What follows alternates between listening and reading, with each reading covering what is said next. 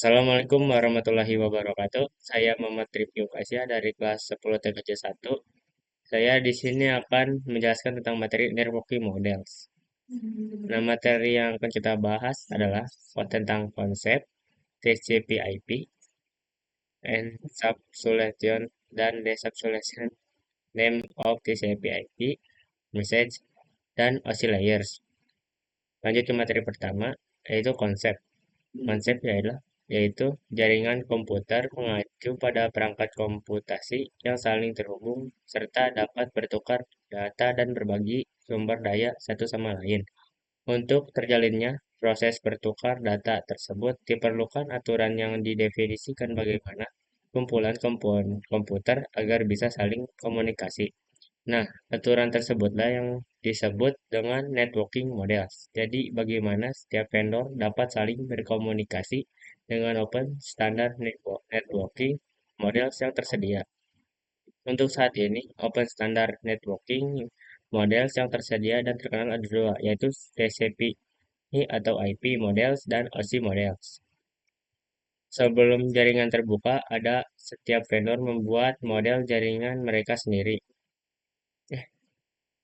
Pada tahun 1974, IBM menciptakan Sistem Arsitektur Network (SNA).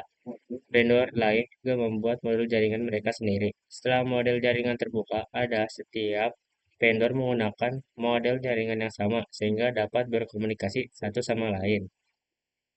Lanjut ke materi selanjutnya, TCP atau IP model merupakan jenis networking model yang saat ini common digunakan.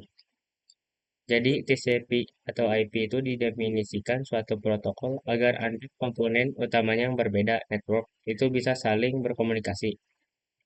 Nah, untuk membantu memahami, networking model itu dipecah menjadi bagian-bagian kecil yang disebut sebagai layer.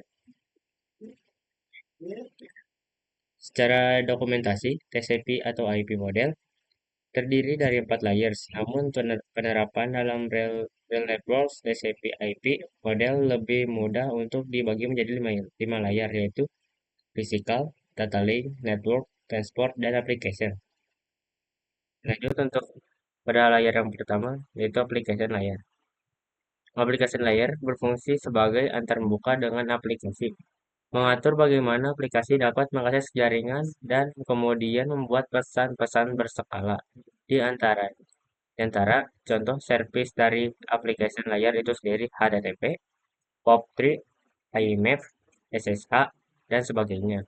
HTTP itu digunakan ketika kita mengakses suatu web server. Lanjut ke layer kedua, transport layer.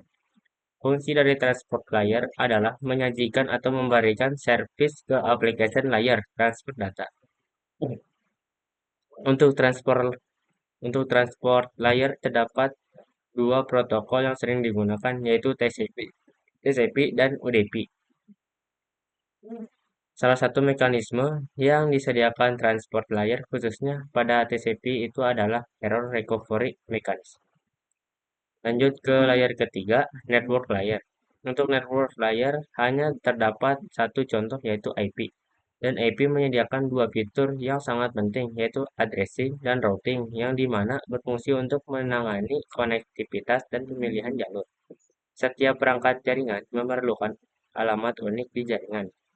Yang pertama, addressing. Jadi, kalau yang addressing itu bahwa IP address itu sendiri, yaitu memberikan nama pada perangkat di jaringan komputer.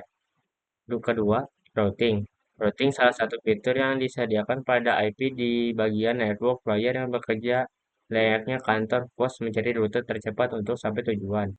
Lanjut untuk ke layar yang keempat, yaitu data link layer dan physical layer. Data link layer mendefinisikan protokol yang dibutuhkan pada physical layer.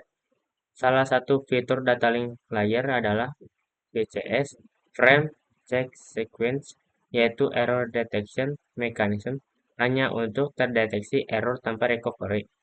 Addressing yang digunakan pada data link dan MAC address. Physical layer mendefinisikan cabling pada suatu jaringan komputer, mendefinisikan secara fisik apa yang digunakan untuk menghubungkan antar device. Lanjut, encapsulation and decapsulation. Encapsulation itu proses membungkus data dengan header pada data di setiap layernya. Adapun decapsulation maka itu sebaliknya. Lanjut ke materi OSI model. Untuk saat ini, model yang sering digunakan hanya TCP/IP karena untuk dari sisi perkembangan protokolnya atau modelnya, TCP atau IP lebih dominan dibanding OSI layer. Namun, OSI layer biasa dipelajari karena mudah dipahami. Sebelum model networking ada, setiap vendor membuat atau memiliki networking modelnya masing-masing. Karena setiap vendor memiliki networking model yang berbeda-beda, maka komunikasi antar vendor sulit dilakukan.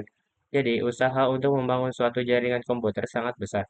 Banyak vendor tadi itu, bagaimana upaya agar tetap bisa berkomunikasi dengan baik antar vendor satu dengan vendor yang lainnya.